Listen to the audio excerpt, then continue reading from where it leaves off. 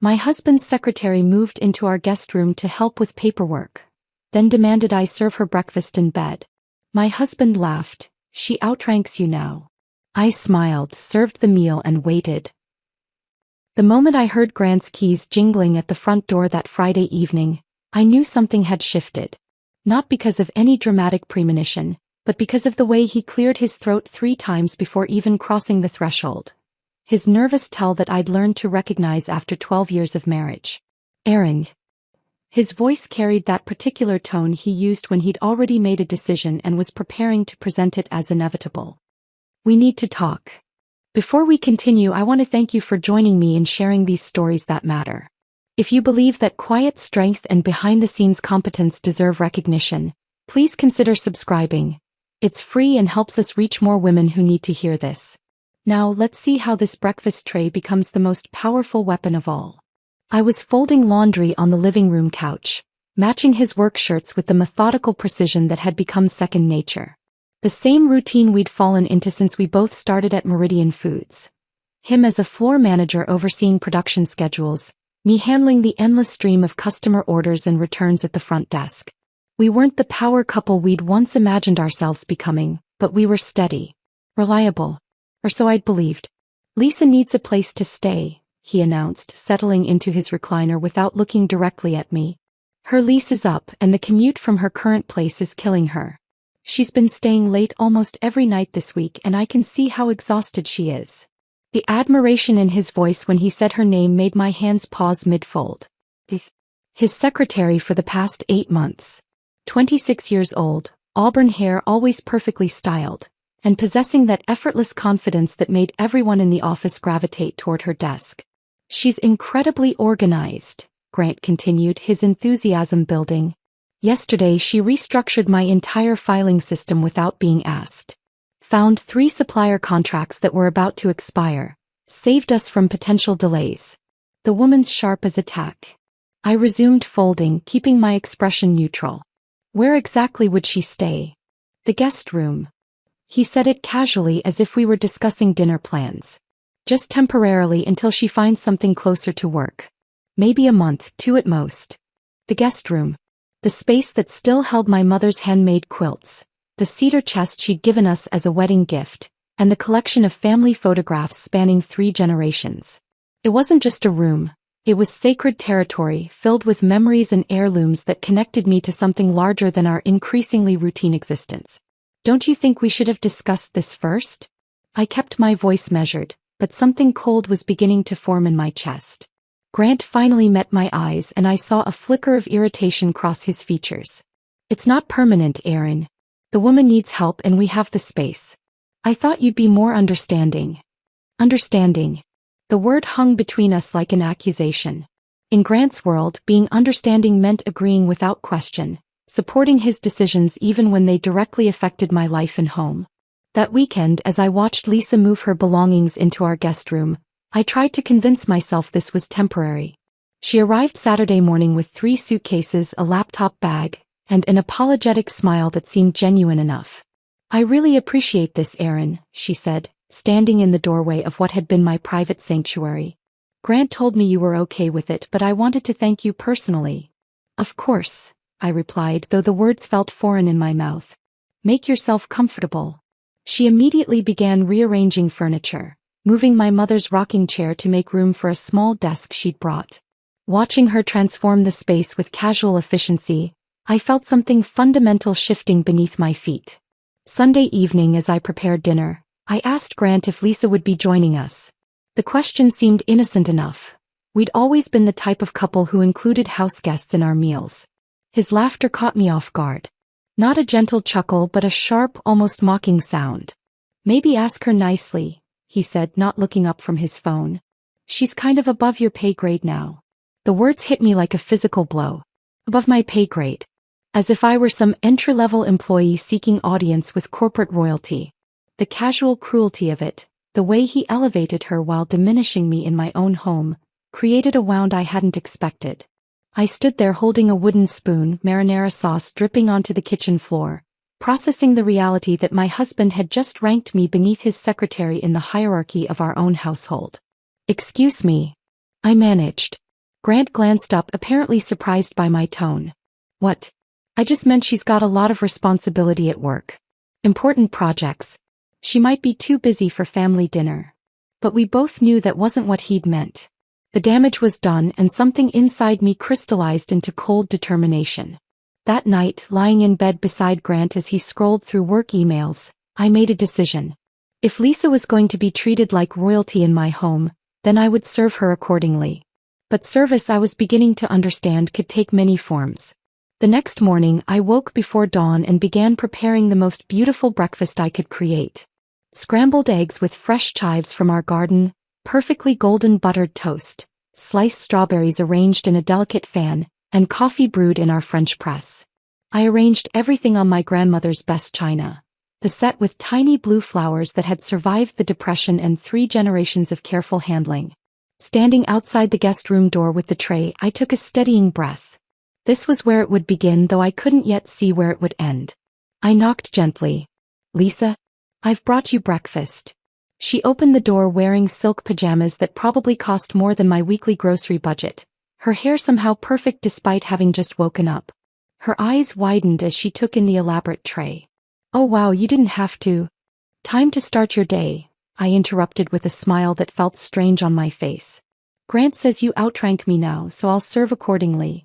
For a moment she looked genuinely surprised, perhaps even uncomfortable. But then something shifted in her expression. A recognition of power dynamics, of having gained ground in some unspoken territory war.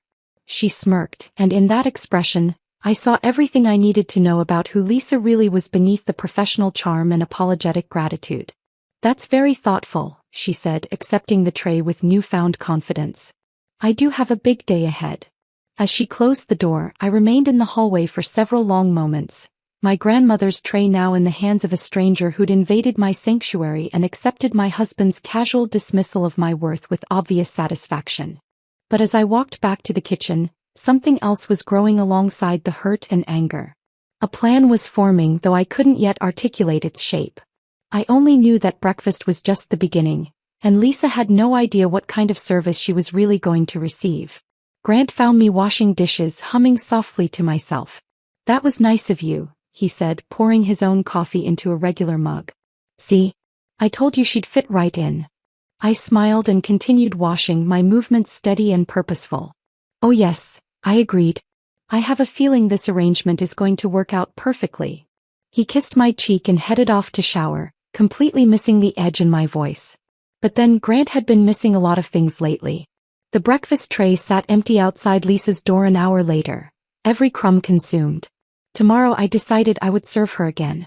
And the day after that. Each meal prepared with the same meticulous care, the same gracious presentation. After all, important people deserved special treatment. And I was going to make absolutely certain Lisa felt very, very special indeed. Tuesday morning arrived with the kind of clarity that only comes after crossing a line you never thought you'd cross. As I stood in my kitchen at 5:30 a.m., grinding fresh coffee beans and whisking eggs to perfect fluffiness, my movements carried a new sense of purpose. The herbal laxative tablets sat innocuously in my medicine cabinet, remnants from a brief diet phase 2 years ago when I'd convinced myself that internal cleansing would somehow fix the growing distance between Grant and me.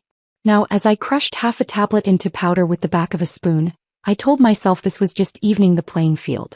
Lisa had disrupted the balance of my home, my marriage, my sense of self-worth. A little digestive discomfort seemed like appropriate compensation. The powder dissolved completely into the scrambled eggs, invisible and tasteless. I plated everything with the same meticulous care as the day before. Fresh berries arranged in a perfect spiral, toast cut diagonally, coffee served in the delicate cup that matched the china pattern. Standing outside her door, tray balanced perfectly, I felt a strange mixture of guilt and anticipation. This wasn't me. I'd never been vindictive, never been the type to seek revenge through subterfuge. But then again, I'd never had someone move into my sacred space and openly smirk at my husband's casual dismissal of my value. "Good morning, Lisa," I called softly, knocking with my free hand. She opened the door wearing a silk robe that probably cost more than my monthly car payment, her phone pressed to her ear. "Hold on," she said into the device, then looked at me with mild irritation. "Oh, breakfast again."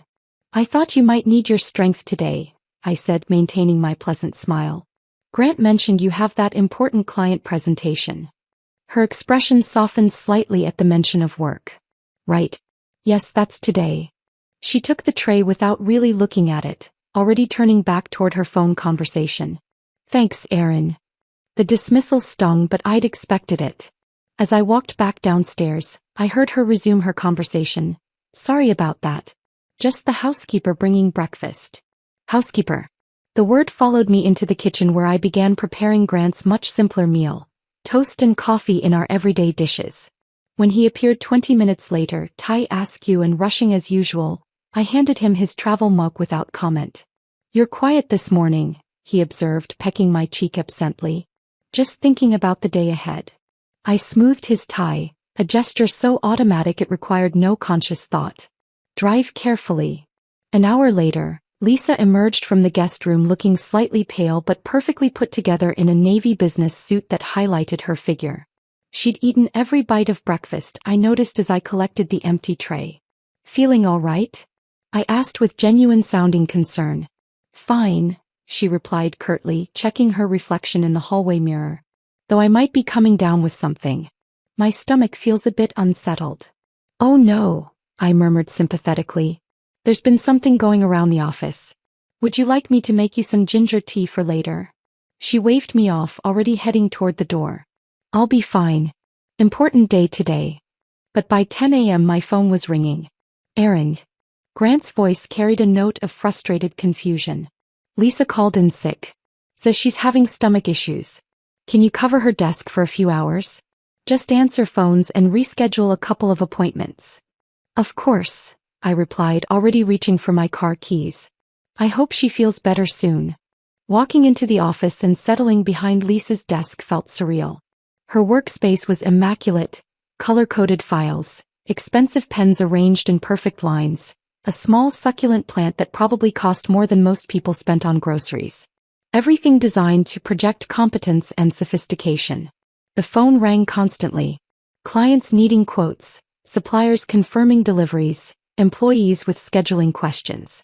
I handled each call with the same efficiency I brought to my own work, taking detailed notes and following up promptly. By lunch, I'd rescheduled 3 meetings, resolved a billing dispute, and organized Lisa's chaotic email inbox. You're a lifesaver, said Jennifer from accounting, stopping by around noon. Lisa's system for tracking invoices has been driving me crazy for weeks. This actually makes sense. Other colleagues began gravitating toward the desk, asking questions they'd apparently been storing up.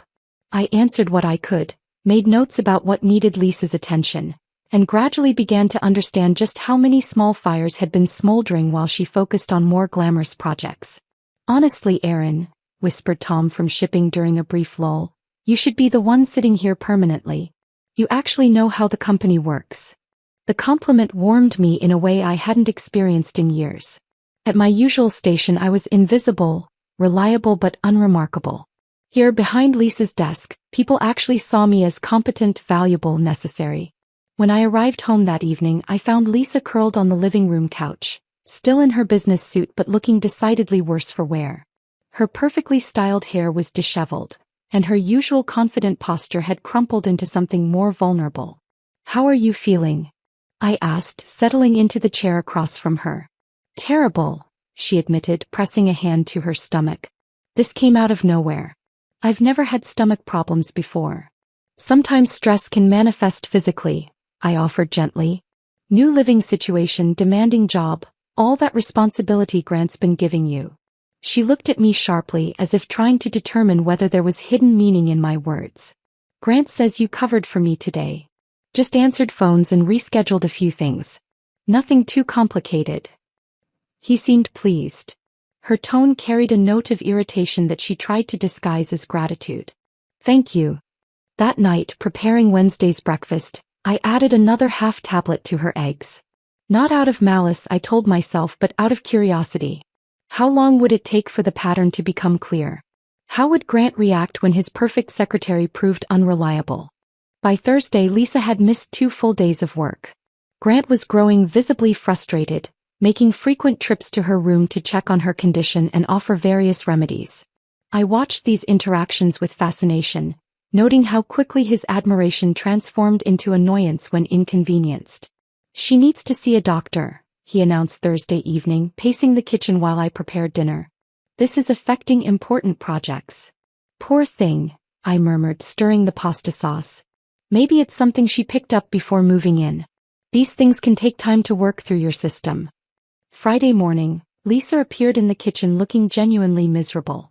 Her usual polished appearance had given way to sweatpants and an oversized shirt, her hair pulled back in a messy ponytail that made her look younger and more fragile. "I think I need to see a doctor," she said, accepting the breakfast tray with shaking hands. "This can't be normal." "Probably wise," I agreed. "Though sometimes these digestive issues resolve on their own once the underlying stress is addressed."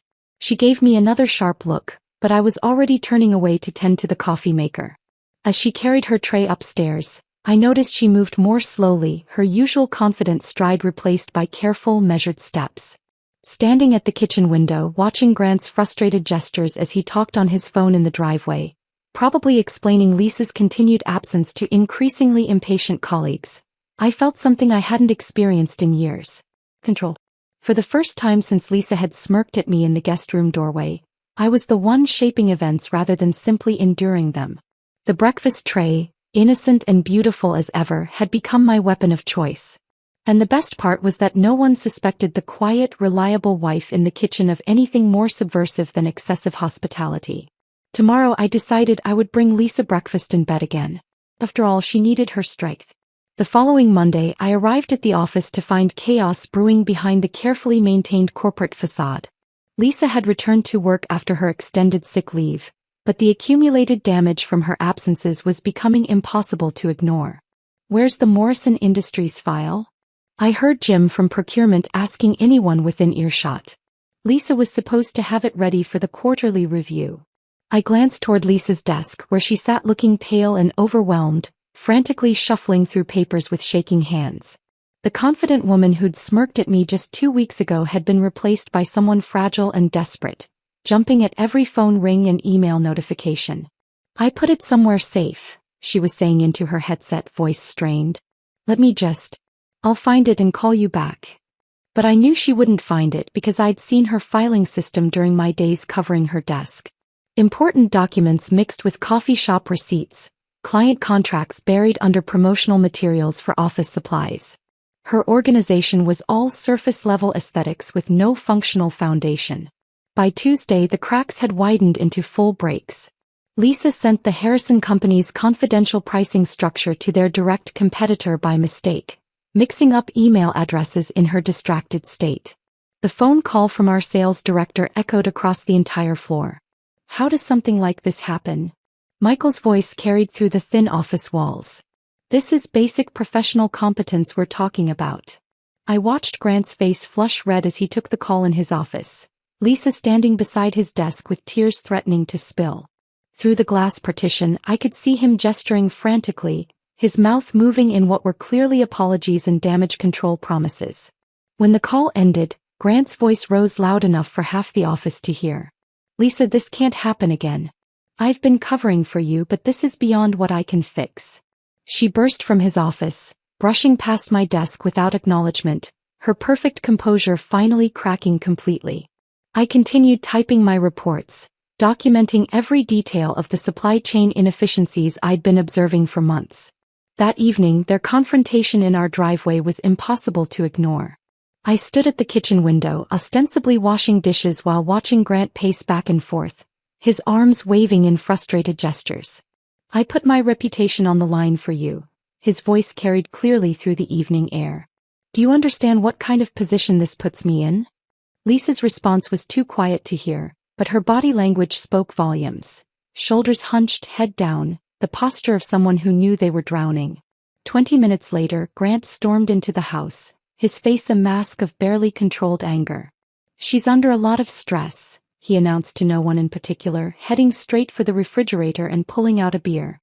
"I'm sure she is," I replied mildly, not looking up from the dishes.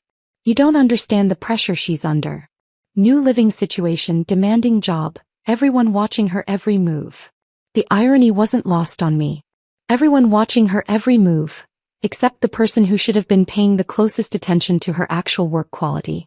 The next morning, I knocked on Lisa's door with her breakfast tray, noting how long it took for her to answer. When she finally appeared, her eyes were red-rimmed and puffy. "I'm not very hungry," she said, but accepted the tray anyway. "You need to keep your strength up," I replied gently, "especially during difficult times." She looked at me sharply as if searching for hidden meaning in my words. "People at work think I'm incompetent." "I'm sure that's not true," I said, though we both knew it was.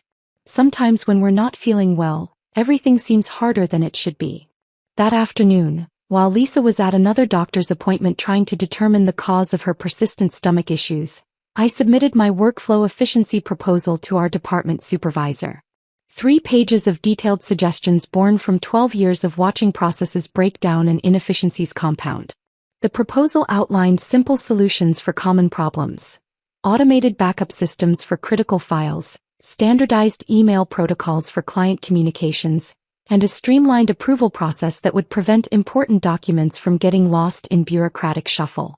I didn't mention Lisa by name, didn't point fingers or assign blame. I simply presented solutions to problems that had been festering for months, problems that anyone paying attention would have noticed and addressed. Friday brought the Morrison Industries disaster. Our biggest client, responsible for 30% of our quarterly revenue, called to inform us that their expected shipment had never arrived. The delivery trucks were sitting at the wrong warehouse, 2 states away, because someone had failed to confirm the updated shipping address. I watched Grant's face cycle through confusion, realization, and horror as he traced the error back to Lisa's desk. The confirmation email sat unread in her inbox, flagged as important but buried under dozens of less critical messages. "This is a $250,000 mistake," I heard him tell our regional manager over the phone. "Yes, sir, I understand. It won't happen again." When he hung up, Grant sat in his office for a long moment, staring at his computer screen with the expression of a man watching his career prospects evaporate in real time. Lisa tried to explain, her voice carrying across the office in desperate, broken sentences. "I've been so sick I must have missed it somehow. The email system has been acting strange. Maybe someone deleted it by mistake." But there was no one to blame except herself, and everyone knew it. The sympathetic glances from coworkers had transformed into eye rolls and whispered conversations by the water cooler. That evening, Grant brought Lisa flowers, a pathetic bouquet of grocery store roses that seemed to mock the gravity of the situation. I watched through the kitchen window as he handed them over in the driveway, his shoulders slumped in defeat. "I'm sorry I yelled yesterday," I heard him say. "This isn't your fault. You're dealing with health issues." But the apology rang hollow even from my position 50 feet away. The flowers were less about genuine remorse and more about his own guilt over hiring someone based on attraction rather than qualifications.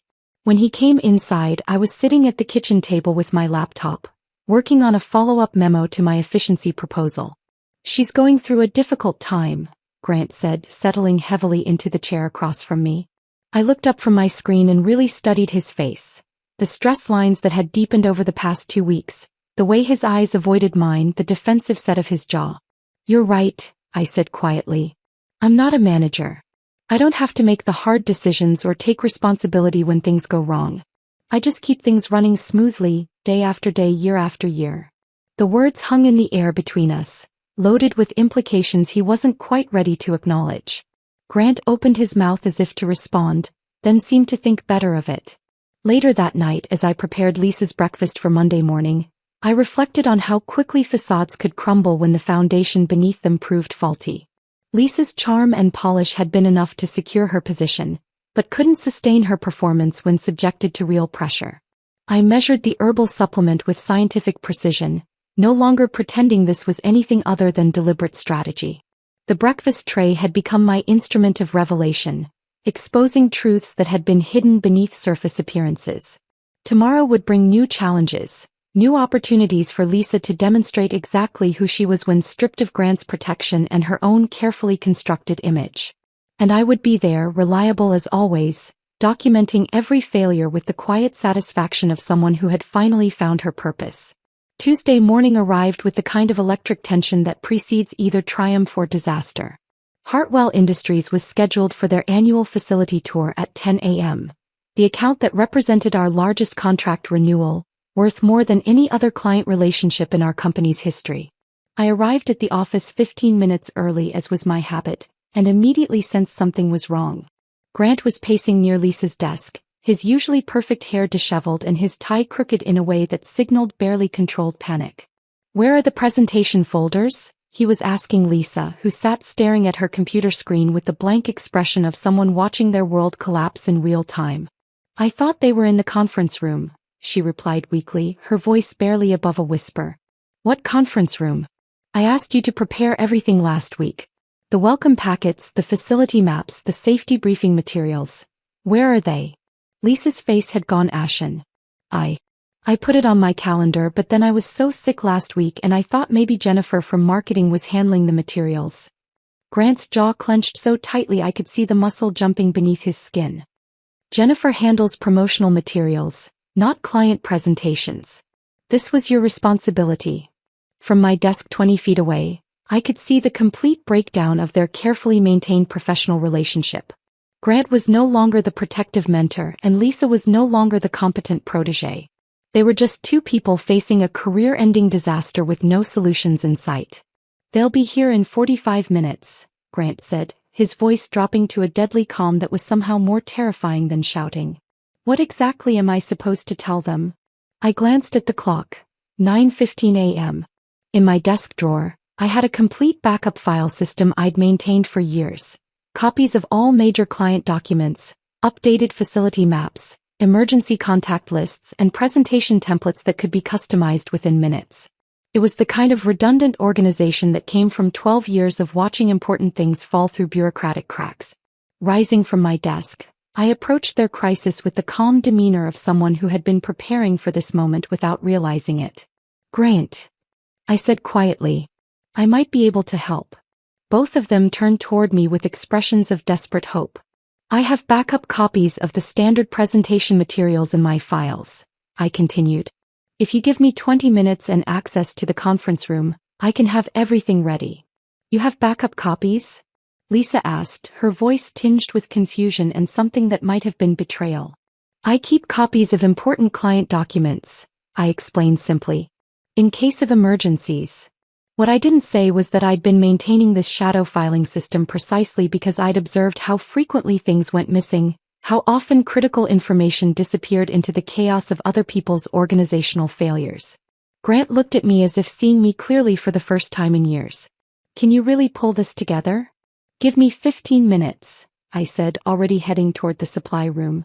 "I'll need someone to run copies while I set up the conference room." The next 20 minutes transformed me into someone I didn't know I could be. I moved through the office with purposeful efficiency, delegating tasks to colleagues who seemed surprised but willing to help. Jennifer brought promotional folders from marketing. Tom from shipping provided updated safety protocols. Sarah from accounting pulled the latest financial summaries. As I arranged materials in the conference room, I felt something awakening inside me. A competence and confidence that had been dormant for so long I'd forgotten it existed. This wasn't just about saving Grant's presentation. It was about proving to myself that I was capable of more than quiet endurance.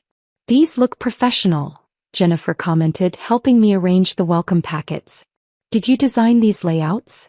"Just modified the existing templates," I replied, though I'd actually improved them significantly, adding visual elements and reorganizing information for better flow. At 9:58 a.m. I stood in the conference room doorway watching Grant review the materials one final time. Everything was perfect. Better than perfect, actually. The presentation was more polished and comprehensive than anything Lisa had ever produced. "Erin," Grant said, looking up from the folders with an expression I couldn't quite read. This is excellent work." "I'm glad I could help," I replied, then stepped aside as our visitors arrived. The Hartwell Industries team consisted of 3 executives: CEO Margaret Hartwell herself, along with her operations director and chief financial officer. I positioned myself at the back of the room, officially just there to assist with logistics but actually observing every interaction. Grant presented beautifully, his natural charisma enhanced by having solid materials to work with. The facility tour went smoothly with every question answered and every concern addressed. I found myself anticipating needs before they arose, offering additional documentation, providing clarification on technical details, ensuring the coffee stayed fresh and the presentation materials remained organized. "This is impressive," Margaret Hartwell said as we concluded the tour in the conference room. "Your facility management and safety protocols have clearly improved since our last visit." "We've been working hard to streamline our processes," Grant replied, though his eyes found mine across the room. Margaret's attention followed his gaze. "And who coordinated today's presentation?" The materials were exceptionally well organized. There was a moment of silence that stretched longer than it should have. Grant glanced toward Lisa's empty desk. She disappeared sometime during the tour, claiming another bout of stomach distress. "That would be Erin," Grant said finally. "She handles our client documentation systems." Margaret walked over to where I stood near the presentation displays. "These are your materials?" "I compiled them from various departments," I said modestly. "It's important that our clients have comprehensive information." "You've done excellent work," she said, then turned to address Grant. "She's clearly very capable. Why isn't she in a more prominent client-facing role?" The question hung in the air like a challenge. Grant's mouth opened but no words emerged.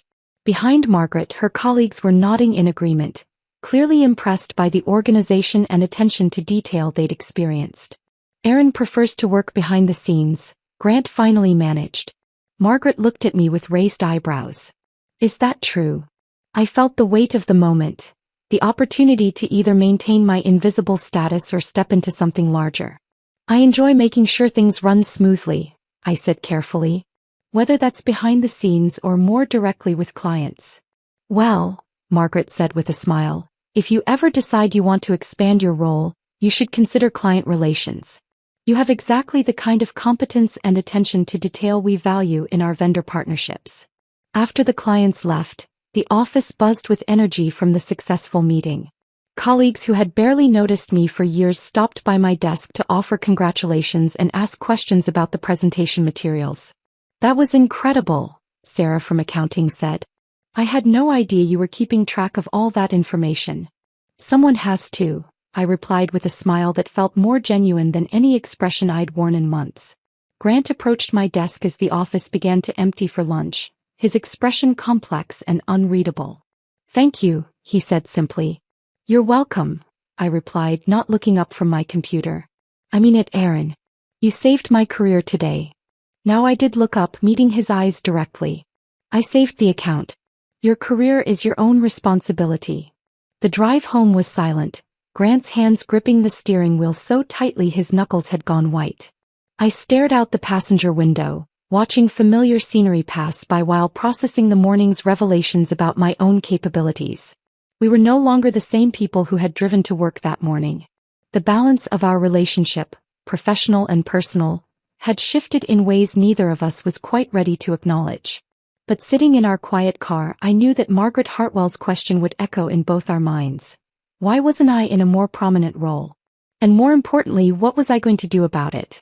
The silence in our house Wednesday evening was different from the comfortable quiet of a couple settled into routine.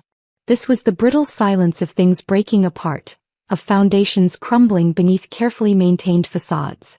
Grant sat at the kitchen table, staring at his phone with an expression I'd never seen before, equal parts anger, confusion, and something that looked suspiciously like fear.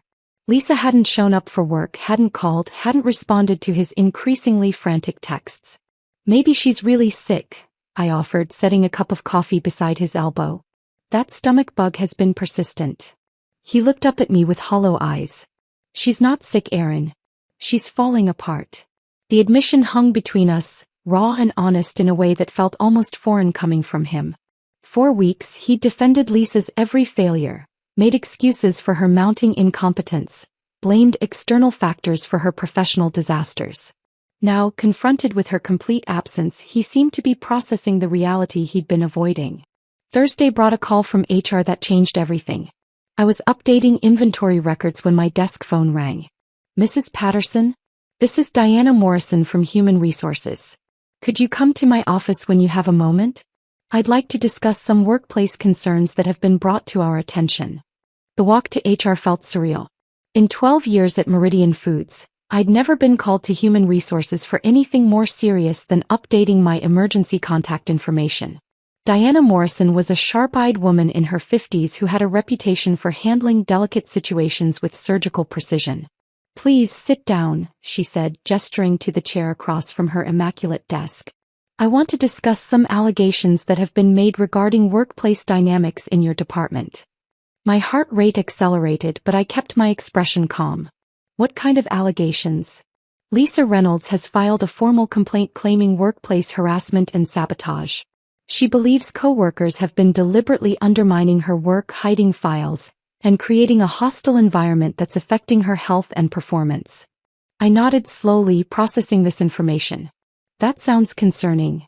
She's also mentioned that she's been staying at your home, which creates some additional complexities regarding the workplace relationships involved." Diana's eyes were kind but penetrating. "I need to understand the full scope of the situation." For the next hour, I answered questions with the same careful honesty I'd brought to every aspect of this situation. Yes, Lisa had been staying in our guest room. No, I hadn't observed any deliberate sabotage of her work. Yes, I had occasionally covered her responsibilities during her absences. No, I had never done anything to intentionally harm her professional standing. "Several employees have mentioned that you stepped in to handle the Hartwell Industries presentation when Lisa was unable to perform her duties," Diana noted, consulting her file. "Can you tell me about that?" "Grant was concerned about the client meeting," I said simply. "I had backup documentation that could help, so I offered to assist." "And you had this documentation because?" "I maintain backup files for important client relationships. I've seen too many things get lost or overlooked over the years." Diana made a note, then looked at me directly. "Multiple colleagues have described you as exceptionally reliable and competent. Some have suggested that you might be better suited for more advanced responsibilities than your current position." The comment caught me off guard. "I'm satisfied with my current role." "Are you?" she asked gently. "Because from what I'm hearing, you've been functioning well above your official job description for quite some time." That afternoon the whispers started. Not malicious gossip, but the kind of focused conversation that happens when long-simmering workplace tensions finally reach a breaking point. I overheard fragments as I moved through the office. "Always knew something was off about that situation. Grant's been making excuses for her for months. His wife is the one who actually knows how things work around here." By Friday, the investigation had expanded beyond Lisa's complaints. Other employees had apparently been documenting issues for months. Missed deadlines Lisa had blamed on system errors, important communications that had gone unanswered, the growing workload other staff members had absorbed to compensate for her failures. "This is bigger than we initially realized," Diana told me during a follow-up conversation. "We're looking at patterns of favoritism, boundary violations, and performance issues that go well beyond a single employee's complaints." Grant received his formal warning Monday morning. I wasn't privy to the details, but his face when he returned from the meeting told the story clearly enough. The confident manager who had casually dismissed my worth just weeks ago now looked like a man who understood that his professional reputation hung by an increasingly thin thread. Lisa's absence stretched into a second week. Her formal diagnosis of emotional burnout and workplace stress came with a doctor's note recommending extended leave. But everyone understood that this was less about recovery and more about face-saving, a graceful exit from a situation that had become untenable. The transfer came through on Tuesday. Lisa would be moving to a position in the accounting department, handling data entry and filing. Officially, it was described as a lateral move to better accommodate her health needs. Unofficially, everyone recognized it as a demotion that removed her from any client-facing responsibilities. Suddenly, people were approaching my desk with questions they'd never asked before. "Erin, do you know where the Henderson contract templates are? Could you show me how you organize these client files? Would you be interested in joining the Process Improvement Committee?" The recognition felt strange after years of invisible competence. Margaret Hartwell's question, "Why wasn't I in a more prominent role?" seemed to have planted seeds in minds throughout the office. I found myself training new hires, consulting on workflow efficiency, and being included in meetings where my input was not just welcomed but actively sought. At home, the packing process became a drawn-out ordeal that stretched across multiple weekends. Lisa would disappear for hours, then return to move a single box or rearrange items she'd already sorted. The guest room took on the chaotic appearance of someone who couldn't decide between leaving and staying, between admitting defeat and maintaining the pretense that this was all temporary. Grant moved through these days like a man processing the collapse of some cherished illusion. He'd built an entire fantasy around Lisa, the brilliant secretary who would transform his department, the sophisticated woman who appreciated his managerial vision, the professional partner who validated his importance. Watching that fantasy crumble left him quiet and withdrawn.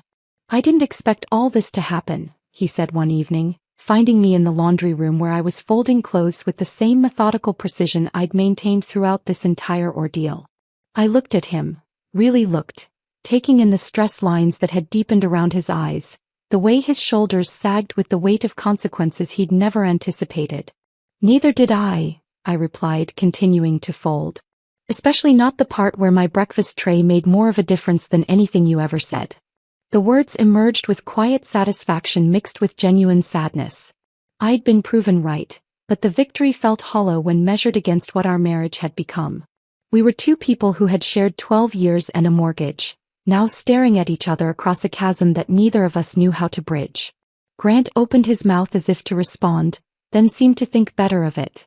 He turned and walked away, leaving me alone with the laundry and the strange new reality we were all still learning to navigate. Outside, I could hear Lisa loading another box into her car, the sound marking another small step toward the end of the most bizarre chapter our quiet suburban life had ever contained. But somehow I suspected the most significant changes were still ahead of us. Saturday evening brought an unexpected quiet to our house. For the first time in weeks, no sounds echoed from the guest room. No pacing, no phone conversations, no muffled crying through thin walls. Lisa had finally finished her prolonged departure, loading the last box into her sedan while Grant stood helplessly in the driveway, watching 12 years of his marriage and 3 weeks of his fantasy disappear simultaneously. I had observed this final exodus from the kitchen window while preparing what I knew would be my last dinner in this house. The transfer paperwork sat completed on my laptop, submitted Friday afternoon during my lunch break while Grant attended another damage control meeting with upper management. The regional office position had materialized like an answer to prayers I hadn't known I was praying. Diana Morrison from HR had mentioned it almost casually during our final interview. "There's an opening for a client relations coordinator in our Denver branch. The pay increase would be substantial, and they specifically requested someone with your organizational background and problem-solving skills." I'd applied immediately, called in recommendations from colleagues who had witnessed my competence during the Lisa crisis, and received confirmation within 48 hours.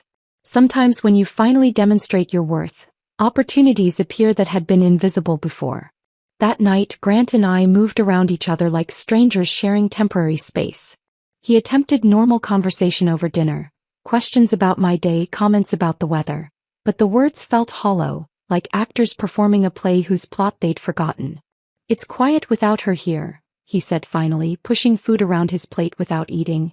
"Yes," I agreed. "It is." He looked at me expectantly, as if waiting for me to fill the silence with reassurance or analysis or some indication of how we should proceed. But I had no words left for managing his emotions or smoothing over uncomfortable realities. Sunday morning arrived with the crisp clarity of early autumn. I woke before dawn, not from anxiety or insomnia but from a sense of purpose that felt both foreign and completely natural. Today would be different from every morning that had preceded it. I prepared breakfast with the same methodical care I'd brought to Lisa's trays, but this time the presentation told a different story. Plain white toast, dry and unbuttered. Black coffee in a plain ceramic mug. No fruit, no garnish, no delicate china that connected this meal to generations of women who had served their families with love and care. The tray itself was the same one that had carried dozens of elaborate breakfasts to the guest room. The sterling silver serving piece my grandmother had received as a wedding gift, polished and maintained through decades of family gatherings and special occasions. But today it carried something unprecedented, an envelope that would reshape the trajectory of 2 lives. I climbed the stairs slowly, savoring the weight of the moment. Grant was awake, sitting up in bed and scrolling through his phone with the distracted energy of someone avoiding difficult thoughts. "Breakfast," I announced quietly, setting the tray across his lap with the same gentle precision I'd used for Lisa. His eyes widened as he took in the austere presentation. "This is different. I thought you might prefer something simpler," I replied, settling into the chair beside our bed. The same chair where I'd sat during countless conversations about Lisa's needs, Lisa's potential, Lisa's importance to his professional success. Grant lifted the envelope with fingers that weren't quite steady. "What's this about?"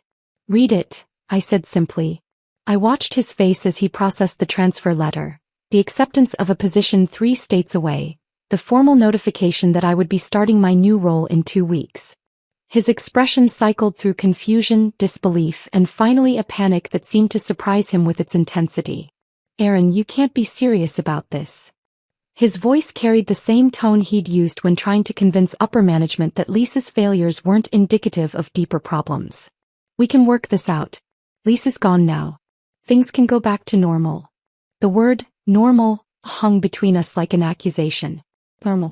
As if the past month had been an aberration rather than a revelation of truths that had been festering for years. "You told me she outranked me," I said gently, my voice carrying none of the anger that had once burned so hotly. "But she's gone now. And so am I." Grant set the letter aside and reached for my hand, but I'd already moved beyond the reach of gestures that might once have swayed me. "This is about more than Lisa. You know that, right? This is about us, about our marriage, about the life we've built together." I looked at him, really looked, and saw not the man I'd fallen in love with 16 years ago, but someone who had become a stranger through a series of small betrayals and casual dismissals that had accumulated like interest on a debt he'd never acknowledged. "Yes," I agreed. "It is about us. It's about the fact that you invited another woman into our home without consulting me. It's about the way you elevated her opinion above mine, defended her incompetence while dismissing my capabilities. It's about 12 years of being taken for granted while someone else received credit for work I'd been doing all along." "But that's over now," he said desperately. "I see that I made mistakes. I can do better." The conversation that followed felt surreal. Grant arguing for a marriage he'd been systematically undermining, pleading for a second chance with someone he'd consistently undervalued. I listened with the detached compassion of someone watching a stranger's crisis, offering the same patient attention I'd given to his problems throughout our marriage, but without the emotional investment that had once made his concerns my own. "I've already signed the lease on an apartment in Denver," I said when he finally ran out of arguments. "The moving truck comes Thursday." Over the following week, I packed 12 years of shared life with the same methodical efficiency I brought to everything else. Grant oscillated between angry accusations and desperate bargaining, sometimes within the same conversation. He couldn't understand how I'd planned this so quietly, so thoroughly without his knowledge. But that was the point he'd never grasped. I'd been handling important details without his knowledge for years. The only difference now was that I was handling my own life instead of his. The transfer to Denver exceeded every expectation. My new office overlooked the mountains, and my colleagues treated me with the respect that comes from being specifically recruited for your competence rather than being inherited as someone else's spouse. Client relations work suited me perfectly, combining organizational skills with problem-solving and interpersonal dynamics that actually mattered. Grant called frequently during the first month, his tone shifting from anger to negotiation to genuine bewilderment. "I don't understand how we got here," he said during one late-night conversation. "Everything was fine before Lisa came along." "No," I corrected gently. "Everything was convenient for you before Lisa came along. There's a difference." The divorce proceedings were remarkably civil. 12 years of marriage dissolved through paperwork and equitable distribution, mediated by lawyers who seemed almost disappointed by the lack of drama. Grant kept the house and most of the furniture. I kept my grandmother's china and the silver serving tray that had started everything. Now 6 months later, I make breakfast for myself on quiet Sunday mornings in my bright apartment kitchen. Sometimes I use the silver tray, placing my own perfectly prepared meal on the surface that once carried so much manipulation disguised as service. Each time I see my reflection in that polished surface, I smile. Because I finally learned the most important lesson of my adult life. The difference between serving someone and serving yourself is often just a matter of choosing the right tray. And sometimes the smallest acts of apparent subservience can become the foundation for the greatest acts of liberation. The secretary moved out after 3 weeks of disrupting our marriage. I moved on after 12 years of maintaining it. And in the end we both got exactly what we deserved. If this story of quiet revenge had you completely hooked, smash that like button right now. My favorite part was when Aaron served that final breakfast tray with the transfer letter, turning 12 years of service into pure empowerment. What was your favorite moment? Drop it in the comments below. Don't miss more incredible revenge stories like this. Subscribe and hit that notification bell so you never miss an upload. My name is Jennifer Bailey, and at 38, I thought I had the perfect life. 15 years married to Scott, a successful marketing executive, 2 amazing children, Emma, my brilliant 12-year-old, and sweet 8-year-old Tyler, and our beautiful suburban Boston home. Then I noticed money disappearing from accounts, passwords changing overnight, and my husband's unexplained late nights. I never imagined my world would implode, or that my daughter would become our family's unlikely hero. Before I tell you how my world collapsed and how my brilliant daughter salvaged our future, let me know where you're watching from and hit that subscribe button to join our community of survivors. I grew up in a middle-class family where financial responsibility was the 11th commandment. My father worked for the Postal Service for 30 years, and my mother was an elementary school teacher. Every Sunday night, they'd sit at our kitchen table with their budget notebook, meticulously tracking every dollar. Money doesn't grow on trees, Jennifer, my father would say whenever I asked for anything outside our means. Those lessons shaped me profoundly. I met Scott during my junior year at Boston University. I was studying accounting, and he was the charismatic marketing major who seemed to light up every room. Our first meeting happened in the campus coffee shop when he accidentally knocked over my study materials. Instead of a quick apology, he insisted on buying me coffee and spent the next 2 hours discussing everything from childhood dreams to future goals. I was captivated by his ambition, his easy confidence, and the way he could spin a 5-year plan that made anything seem possible. We married 2 years after graduation, both landing entry-level positions at respectable firms. Our early years were a beautiful struggle, scraping together the down payment for our first tiny condo, budgeting for date nights once a month, and dreaming about our future children. When I discovered I was pregnant with Emma, Scott celebrated by opening a college savings account with our tax return money. "Our kid's going to Harvard," he declared proudly, setting up automatic monthly transfers from our checking account. Emma surprised us from the beginning. She spoke in full sentences before she was 2, could read fluently by age 4, and was solving algebraic equations by 3rd grade.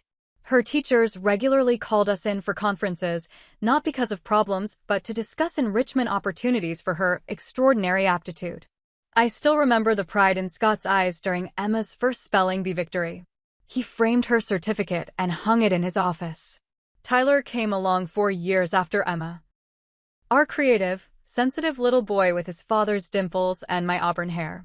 While Emma blazed through academic achievements, Tyler struggled with recurring ear infections and mild asthma that required regular medical attention.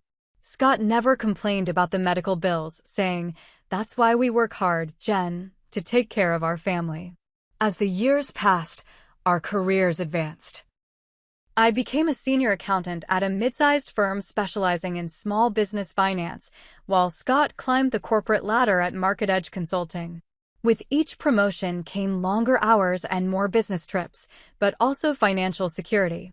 We upgraded to a 4-bedroom colonial in a good school district, took annual family vacations, and most importantly to me, continued building our children's college funds religiously.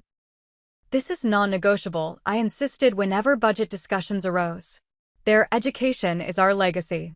Scott always agreed, often checking the accounts to celebrate how they were growing. Our family traditions cemented our bond. Sunday pancake breakfasts where Scott would create Mickey Mouse shapes that made Tyler giggle, summer camping trips to New Hampshire where Emma would identify constellations for us, and holiday cookie baking marathons that left our kitchen looking like a flower bomb had exploded. In photos from those years, we look like the perfect American family, smiling, connected, secure. Everything shifted subtly when my mother was diagnosed with aggressive breast cancer 2 years ago. As an only child, I became her primary caregiver, spending evenings at her treatments and weekends helping her through the worst of the side effects. Scott initially stepped up, handling more parenting duties and household responsibilities, but gradually grew resentful of my divided attention. "I feel like I'm single parenting here," he complained 6 months into my mother's treatment. Market Edge is considering me for regional director, but I can't stay late for strategic planning when I'm always rushing home. I tried to balance everything: work, children, my dying mother, and my increasingly distant husband. When Mom finally entered remission, I hoped things would return to normal, but Scott had changed. He became secretive with his phone, irritable when questioned about his schedule, and developed expensive new tastes. Designer watches, custom-tailored suits, and a sudden interest in fine wines that strained our budget. "It's part of executive culture," he explained when I questioned a $300 wine club membership. "Appearances matter at this level." I trusted him. That was my first mistake. January is always busy for accountants. This past January, while preparing our tax documents, I noticed inconsistencies in our finances that sent a chill down my spine. Credit card statements showed charges at restaurants I'd never heard of: $200 at Maison Bleu on a Wednesday, when Scott claimed to be at a company dinner. His company had no record of such an event. $175 at the Harborview Hotel bar on a night he told me he was working late, and recurring charges at a high-end florist. "These work expenses seem unusual," I mentioned casually one evening, sliding the statement across the kitchen counter while Scott scrolled through his phone. He barely glanced up. "Client meetings. Marketing is relationship-based, Jen. You know that. At the Harborview? That's across town from your office." His expression hardened slightly. The client chose the location. "What's with the third degree?" I backed off, but the knot in my stomach tightened. 2 weeks later, Scott announced he needed to attend a weekend conference in New York. He packed carefully. His newest suit, expensive cologne I didn't remember buying him, and, oddly, swim trunks in February. "Is there a pool at the conference center?" I asked. "Hotel has a spa. Thought I might unwind after sessions." His answers came too quickly, too rehearsed. After he left, I called his colleague Michael under the pretense of sending important documents Scott had forgotten. "What conference?" Michael asked, confusion evident in his voice. "There's nothing on the calendar this weekend." That night, Emma found me crying at the kitchen table after Tyler went to bed. "Mom? What's wrong?" My 12-year-old sat beside me, her intelligent eyes full of concern. I wiped my tears quickly. "Just adult stuff, sweetie. Nothing for you to worry about." Emma twisted a strand of her dark hair, something she did when thinking deeply. "Is it about Dad's secret phone calls?" My heart stopped. "What phone calls?" "The ones he makes in the garage late at night. I get up sometimes to get water, and I've heard him. He laughs differently than he does with us. Children notice everything." I should have known that my perceptive daughter would pick up on the changes long before I acknowledged them.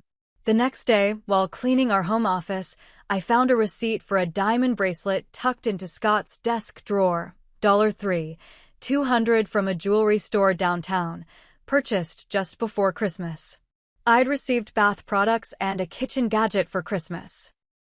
That night, I confronted him directly. "Who did you buy the diamond bracelet for, Scott?" He looked startled, then composed himself with alarming speed.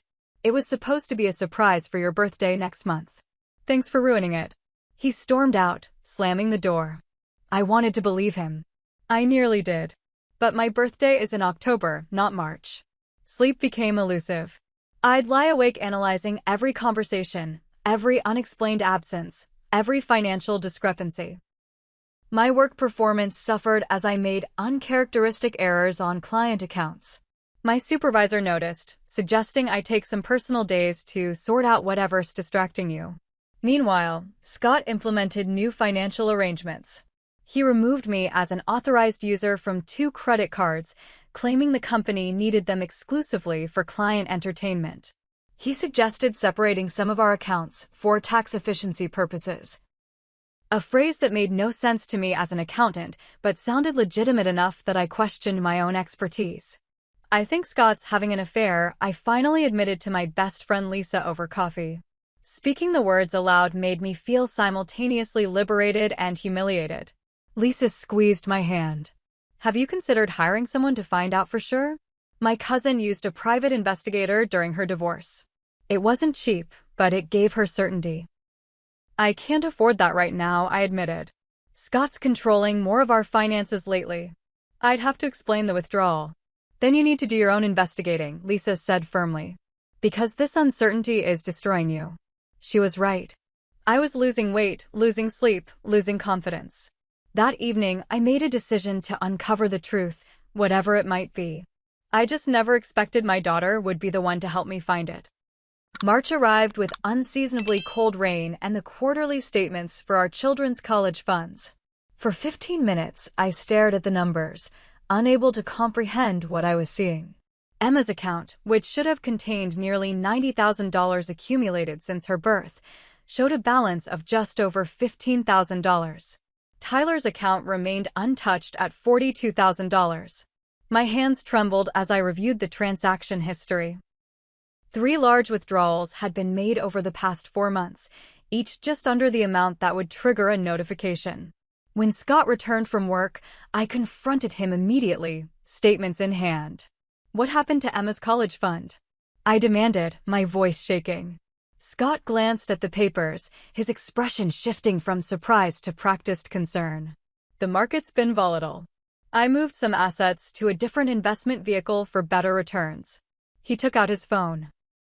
"Let me show you the new account."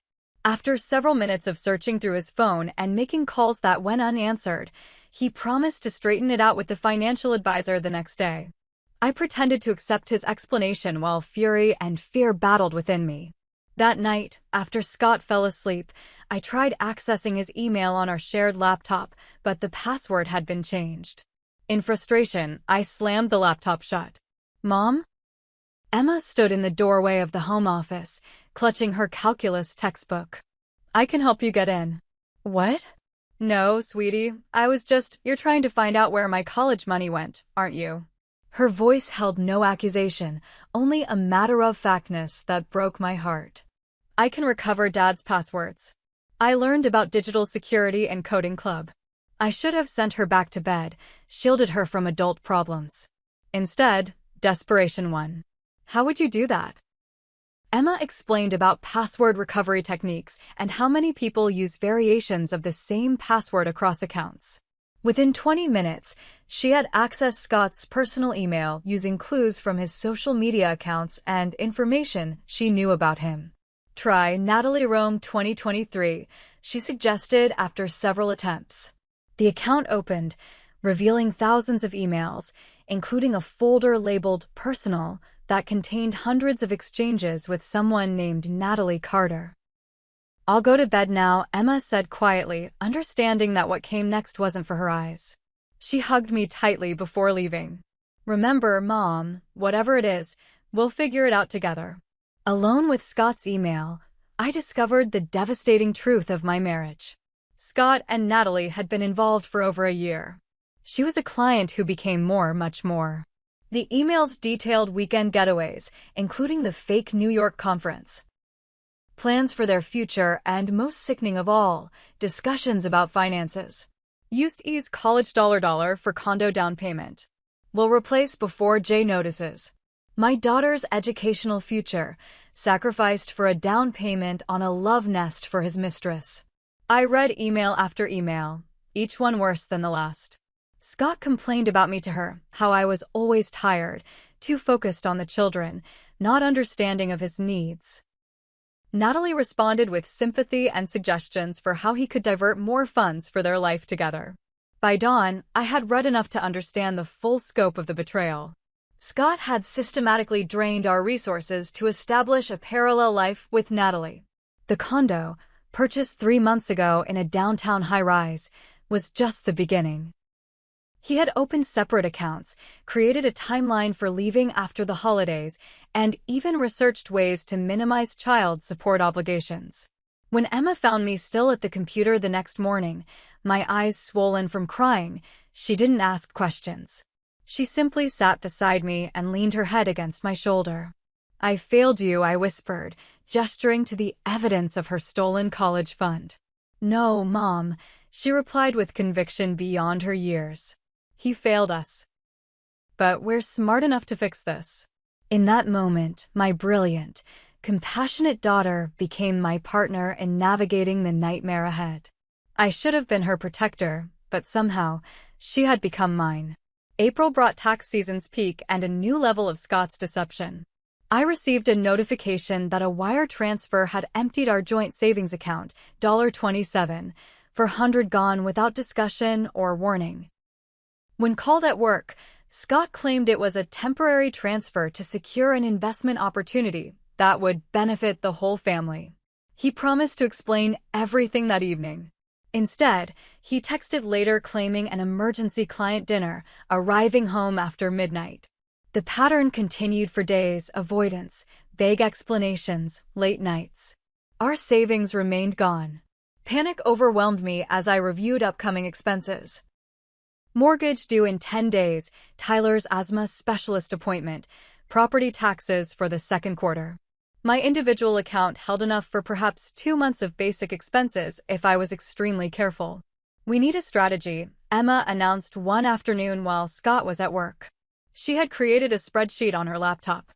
"I've been researching." "Researching what?" I asked, amazed at her initiative. "Divorce and financial fraud." She clicked through tabs labeled Evidence, Timeline, and Legal Options. Based on patterns in Dad's emails, he's planning to leave after Christmas, probably to minimize disruption to his holiday work schedule and to seem like the good guy for staying through the holidays. My stomach churned at her clinical assessment. "Emma, you shouldn't be dealing with this." "I'm already dealing with it," she replied firmly. "We both are. And logically, we need documentation of everything before he realizes we know." Emma had outlined every suspicious transaction, cataloged the emails chronologically, and even noted patterns in Scott's behavior that correlated with his communications with Natalie. Her organizational skills, applied to our family crisis, were both impressive and heartbreaking. The next day, I discovered something even worse while searching for insurance documents. Hidden in Scott's nightstand was a consultation summary from a family attorney detailing strategies for seeking primary custody to minimize financial obligations and leverage for a more favorable asset division. He planned to claim my recent emotional instability and workaholism made me an unfit primary parent.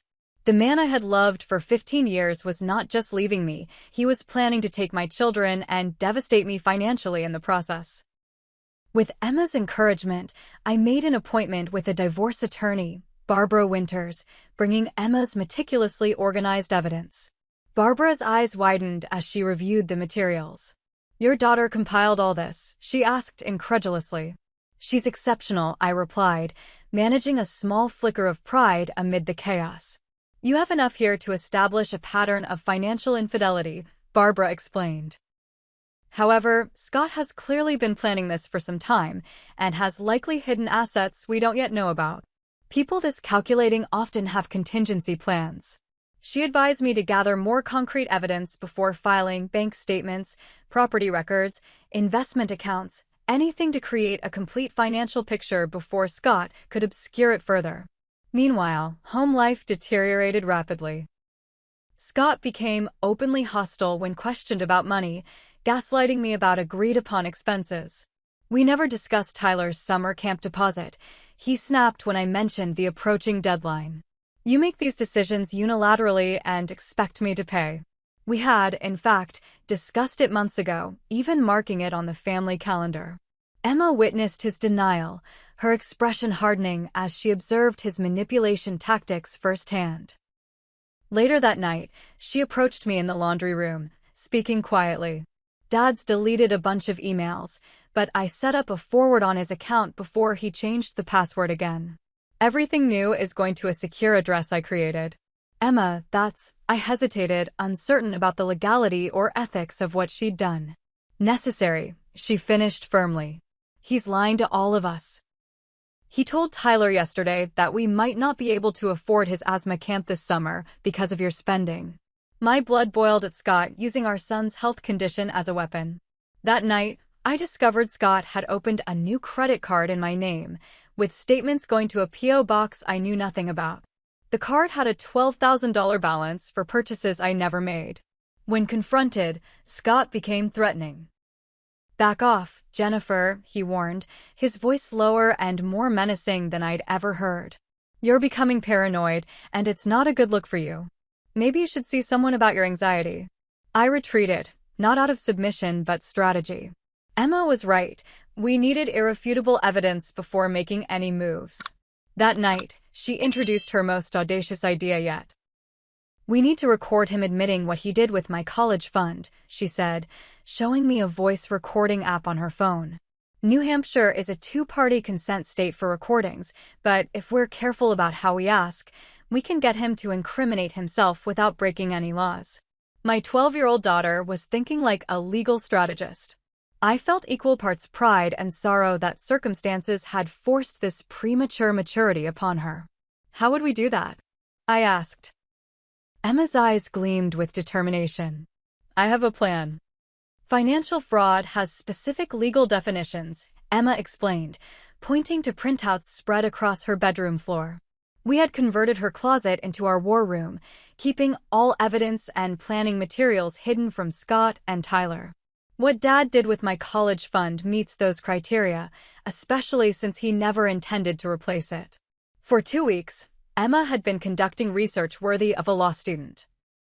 Studying financial fraud cases, watching legal seminars online, and creating an evidence binder organized by type of misconduct. She'd even color-coded email exchanges to highlight contradictions in Scott's stories. "The key problem," she continued, "is proving intent. Dad can claim he was just moving investments around or that he planned to replace everything. Unless he admits otherwise," I added, following her logic. Emma nodded. "Exactly. We need him to acknowledge that he took the money specifically for Natalie and the condo." She outlined her strategy: create a situation where Scott would believe he was having a private conversation, guide the discussion toward finances in a non-threatening way, and record his responses. The trick was doing this without direct questions that would make him suspicious. "Won't he be careful what he says around us now?" I asked. "That's where my fake banking alert comes in," Emma replied, opening her laptop to show me a mock-up of our bank's notification system she'd created. "I can send this to his phone during dinner, making him think there's a fraud alert on the accounts. When he checks it privately, he'll see a transaction from his secret account to our joint account, a transfer that never actually happened." Her technical skills astounded me. "How's that possible?" "HTML and some basic design skills," she shrugged. "The link will go to a clone page I created that looks exactly like his banking portal. He'll think his separate account has been discovered by the bank's fraud system and linked to our family accounts." "Won't he just call the bank?" "Not immediately. First, he'll panic and probably confront you, thinking you found his accounts and transferred money back to the college fund. That's when we'll have the recorder ready." The plan was sophisticated and risky. If Scott discovered our scheme, it could worsen our legal position and further damage our family. But the alternative, allowing him to escape accountability for stealing Emma's future, was unacceptable. "There's something else we need," Emma said hesitantly. "We need to get Tyler out of the house during this conversation. It could get ugly." She was right. Our sensitive 8-year-old shouldn't witness the confrontation. I arranged for him to visit my mother for dinner on the night of our planned operation. The evening arrived with thunderstorms that matched my internal turmoil. I prepared Scott's favorite meal, steak with roasted potatoes, and opened the bottle of expensive wine he'd been saving. Emma set the table with unusual formality, placing Scott's chair directly facing the kitchen island where her phone lay charging, its recording app active but hidden under a placemat. "What's the occasion?" Scott asked suspiciously when he arrived home to find candles lit and his favorite foods prepared. Can I make a nice dinner? I replied, forcing a smile. You've been working so hard lately.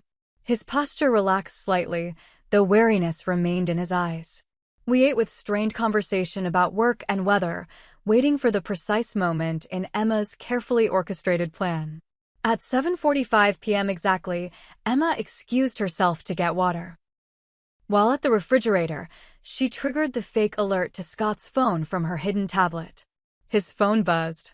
Scott glanced at it, then did a double-take, his face draining of color. I need to take this, he muttered, stepping into the hallway. Emma and I exchanged glances as we heard his footsteps pace rapidly. 3 minutes later, he returned, face flushed with anger. Jennifer, what the hell did you do? He demanded, waving his phone. How did you find that account? I feigned confusion. What account? Don't play innocent. Somehow $75,000 was transferred from my personal account back into Emma's college fund. The bank flagged it as suspicious activity. Emma widened her eyes in perfect theatrical surprise. You found my college money, Mom? That's great. Scott froze, suddenly aware of Emma's presence and his inadvertent admission. What do you mean, found it? He backtracked. The money was always there, just in different investments. No, it wasn't, Emma replied calmly. It was in a down payment for Natalie's condo. The one on Riverside Drive.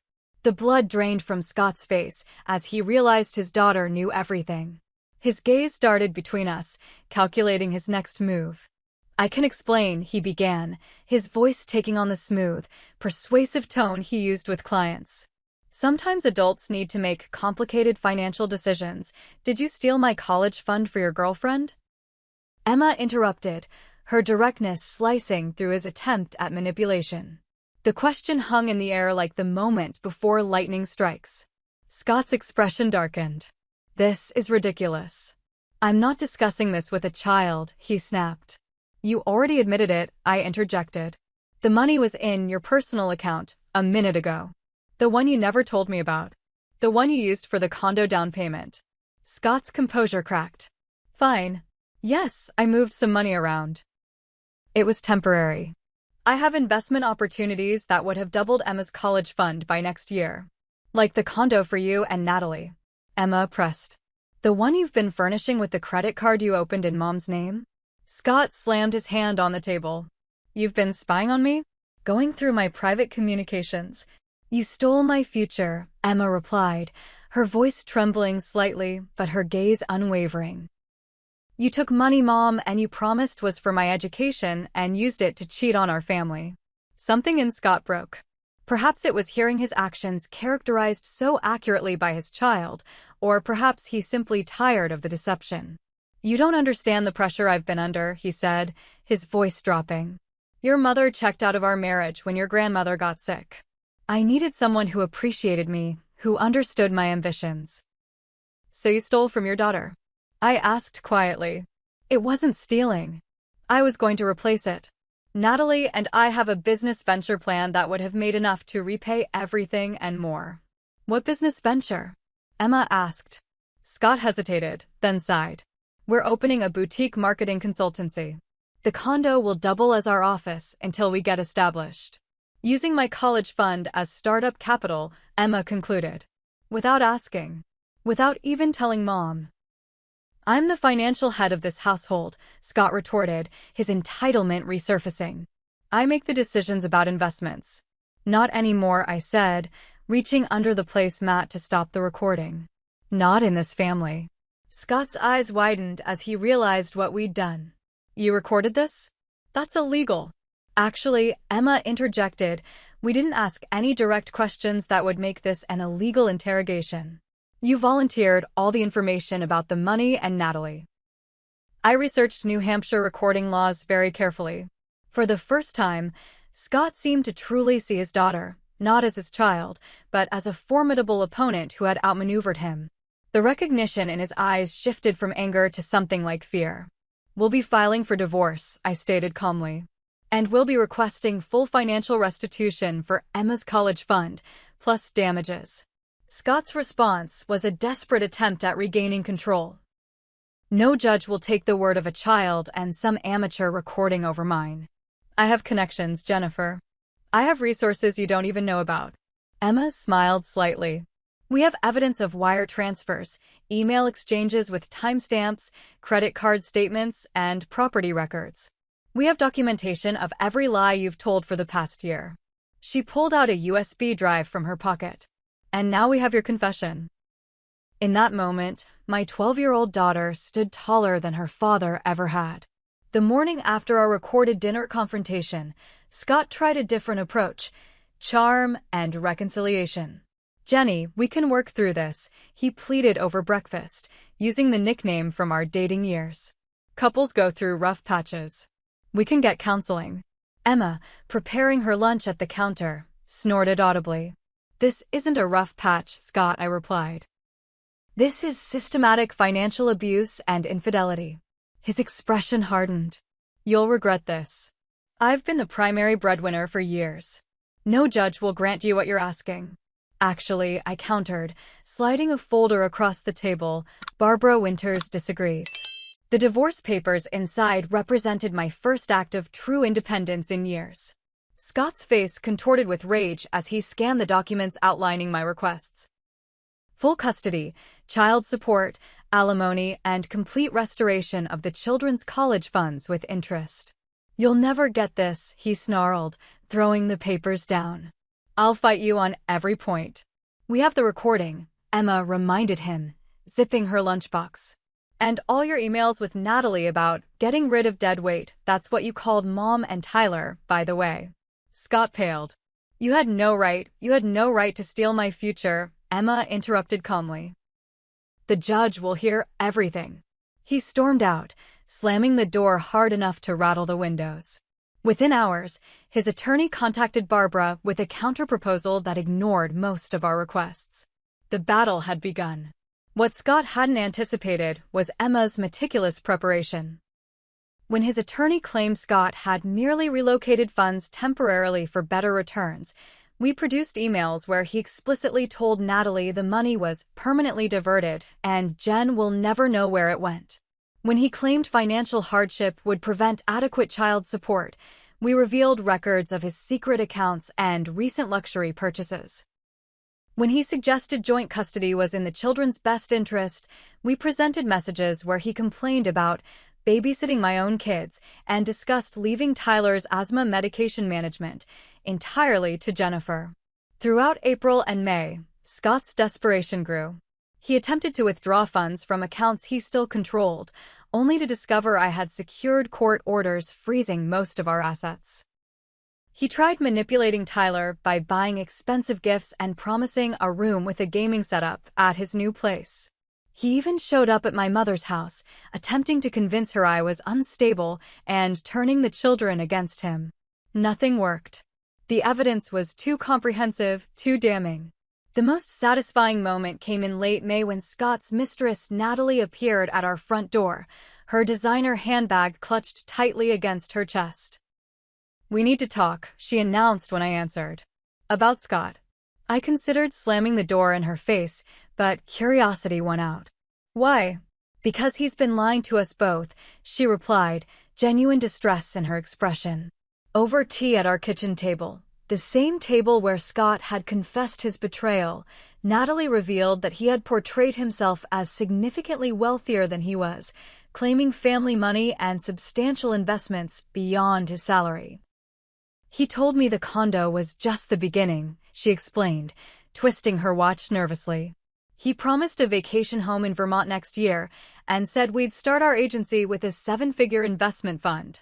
Let me guess, I said. He started acting strange when his accounts were frozen? Natalie nodded.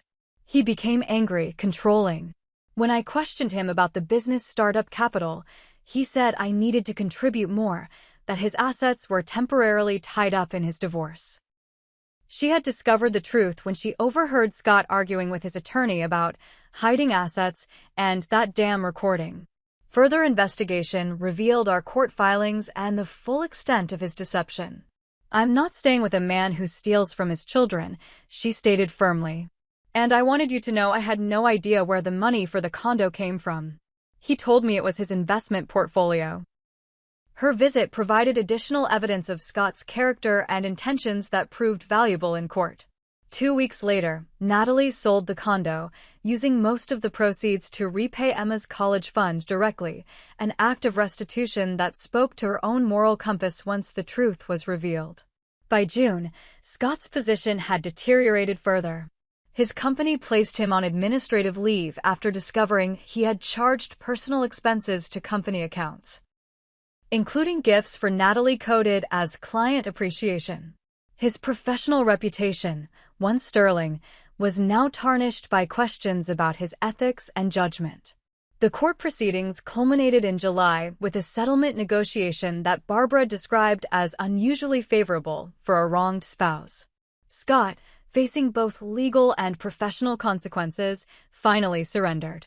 The final agreement included full physical custody of Emma and Tyler with generous but structured visitation for Scott, child support at the maximum guideline amount, complete restoration of both children's college funds, plus 5 years projected interest, division of assets that acknowledged Scott's financial misconduct, a requirement that Scott attend financial management counseling. When the judge formalized the agreement, he made a point of addressing Emma directly. "Young lady, your organization and attention to detail have been remarkable. While I wish you hadn't needed to develop these skills under such circumstances, you have quite a future ahead of you, perhaps in law." Emma smiled slightly. "I'm considering financial forensics, Your Honor." The courtroom chuckled, but I saw the genuine respect in the judge's eyes. My daughter's brilliance had not only saved her own future, but had been recognized by the legal system she had navigated so adeptly. As we left the courthouse, Scott attempted one final conversation. "This isn't how I wanted things to end," he said quietly, his usual confidence deflated. "You chose how things would end," Emma replied before I could respond. "Every time you lied. Every time you stole. Every time you chose her over us." Scott had no answer for his daughter's truth. He walked away, shoulders slumped, toward a future far different from the one he had planned with Natalie. A future built on stolen dreams and broken trust. Meanwhile, Emma, Tyler, and I walked toward our car hand in hand, toward a future we would rebuild together, stronger, wiser, and entirely our own. 6 months after the divorce was finalized, our family rhythm had transformed. The first weeks had been the hardest, explaining to Tyler why Daddy lived in an apartment now, adjusting to a single income, and navigating the emotional aftermath of betrayal. But gradually, like seedlings after a forest fire, new growth emerged from the devastation. I converted Scott's home office into a craft room for Tyler, whose artistic talents flourished once the household tension dissipated. His asthma attacks, previously triggered by stress as much as allergens, became less frequent. His pediatrician noted the improvement during his fall checkup. "Sometimes removing environmental stressors is as effective as medication," she remarked, not knowing how literal that statement was in our case. Emma maintained her academic excellence, but channeled her organizational skills in new directions. She joined the school's debate team and started a lunchtime financial literacy club for middle schoolers. Her experience had given her a mission, ensuring other young people understood money management before adulthood blindsided them with its complexities. For me, the transformation was both professional and personal. After years of handling other people's finances while neglecting my own agency, I found my accounting expertise had real-world value beyond a steady paycheck. With Barbara's encouragement, I started a small consulting practice specializing in financial recovery for divorced women. "You understand the emotional side of financial betrayal," Barbara noted, referring several clients my way. "That makes your technical knowledge twice as valuable." By December, I had 6 regular clients and was considering reducing my hours at the accounting firm to expand my practice. The work was deeply satisfying, helping women unravel financial gaslighting, establish independent credit, and create sustainable budgets for their new lives. Scott's relationship with the children evolved unevenly. Tyler initially looked forward to weekend visits, attracted by his father's newfound determination to be the fun parent. But children sense authenticity, and Scott's performance of interested fatherhood often fell flat. When Tyler developed a passion for watercolor painting, Scott's dismissive, "That's nice, buddy, wanna play video games instead," revealed his unchanged priorities. Emma maintained polite but distant communication with her father. She attended the required visitations, but brought homework and remained emotionally guarded. Scott seemed unsure how to connect with this new version of his daughter, who had seen through his manipulations so completely. "He keeps trying to buy me tech gadgets," she confided one evening. "As if that would make me forget what happened." "How do you feel about him now?" I asked carefully. Emma considered the question seriously. "I don't hate him. That would take too much energy. But I don't trust him, and I'm not sure I ever will again." Her maturity both impressed and concerned me. No 12-year-old should have to develop such emotional discernment so young. We established new family traditions to replace those tainted by Scott's betrayal. Sunday pancakes became Saturday morning hikes in the state park. Holiday celebrations shifted to emphasize experiences over presents. We started a family book club, reading everything from fantasy adventures to biographies of resilient historical figures. The most unexpected development came in February when Scott requested a meeting without the children present. We met at a neutral coffee shop, where he arrived looking uncharacteristically humble. "I've been doing some work," he began awkwardly. "With a therapist. Part of the financial counseling the court ordered."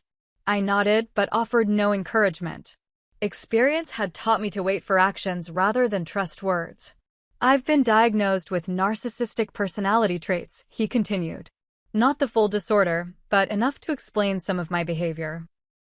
It doesn't excuse what I did, but I'm working to understand it." "Why are you telling me this?" "Because I want to do better for Emma and Tyler."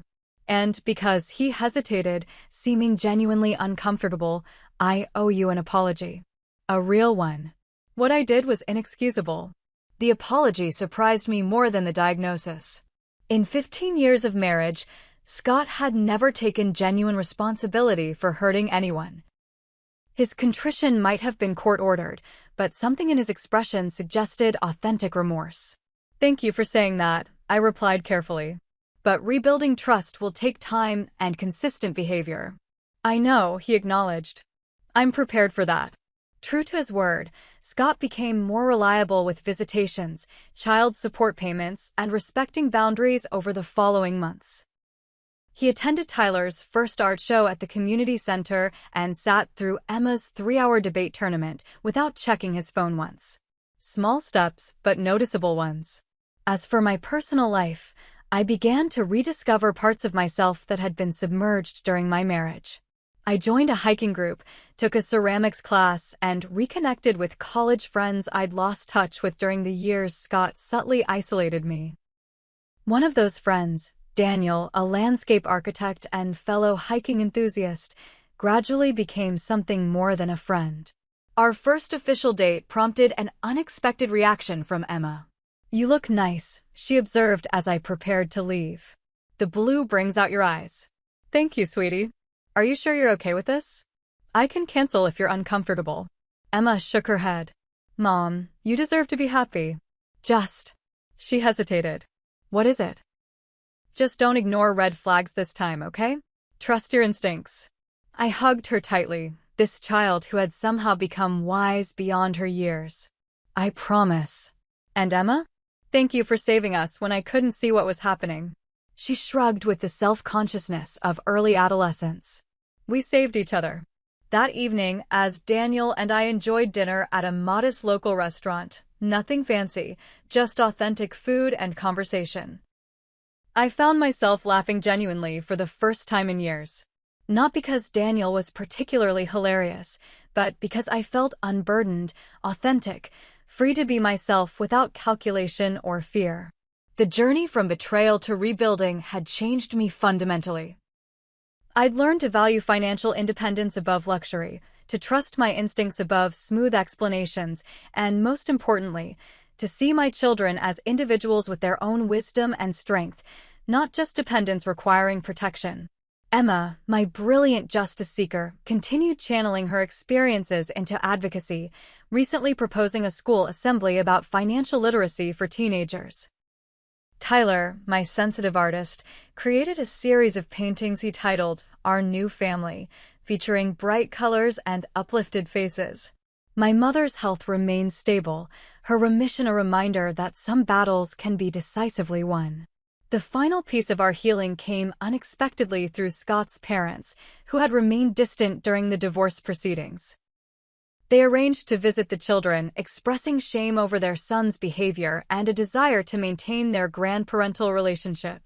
Their acknowledgement of the harm done, without excuses or minimization, provided closure that court proceedings never could. Life after betrayal isn't perfect. We still have moments of anger, echoes of hurt that resurface without warning. Tyler sometimes asks why his friends' families look different from ours. Emma occasionally displays a cynicism beyond her years. I still find myself double-checking bank statements and investment reports with unnecessary frequency. But we're building something genuine from the ruins of what proved false. Our new life has a foundation of honest communication, mutual respect, and the unshakable knowledge that we can survive crisis together. Some nights, sitting on our porch swing watching the children play in the yard, I realized that losing what I thought I needed led me directly to what I truly deserved: authenticity, peace, and the quiet pride of modeling resilience for my children. As for Scott's stolen funds and his attempt to derail our future, Emma's college account now exceeds its projected balance, thanks to Natalie's restitution and careful reinvestment. The money matters, of course. Education creates opportunities. But the lessons learned through its temporary loss have proven equally valuable. Emma understands financial management better than most adults. Tyler knows that speaking truth brings healing, not punishment. And I've learned that recovery isn't just possible, it's inevitable when you face reality with courage and the right support. Have you ever discovered betrayal from someone you trusted completely? How did you rebuild afterward? I'd love to hear your stories of resilience in the comments below. And if you found value in our journey, please like this video and subscribe to hear more stories of women who transformed crisis into opportunity. Remember, sometimes the most painful chapters of our lives become the foundation for our greatest strength. Thank you for witnessing our story, and I wish you the wisdom to recognize red flags, the courage to act on them, and the support you deserve when rebuilding your life.